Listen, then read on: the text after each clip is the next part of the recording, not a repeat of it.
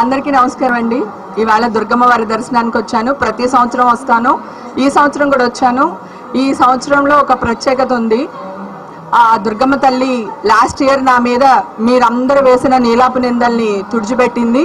నాకు కొండంత ధైర్యాన్ని ఇచ్చి మళ్ళీ ఈ రోజు నన్ను గుడికి వచ్చేటట్టు చేసిందండి. నేను చేయని తప్పుకి మీరందరూ చాలా బలి చేశారు.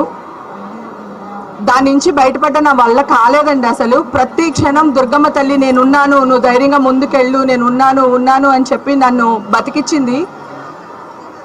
ఎన్ని జన్మలు ఎత్తినా ఈ కనకదుర్గమ్మ వారి ఆశీస్సులను కానీ ఆవిడిచ్చిన అండదండలు కానీ మర్చిపోలేనండి. చాలా థ్యాంక్స్. మీ అందరినీ మళ్ళీ ఇలా కలుసుకుని మాట్లాడుతున్నందుకు ఆనందంగా ఉంది.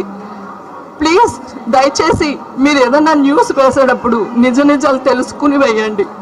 మీరందరూ చాలా పెద్దవాళ్ళు, గొప్పవాళ్ళు, చదువుకున్న వాళ్ళు, సంస్కారవంతులు. ప్లీజ్ ఈరోజు గుళ్ళో ఉండి చెప్తున్నాను, నేను ఏ తప్పు చేయలేదండి. ఓకేనా?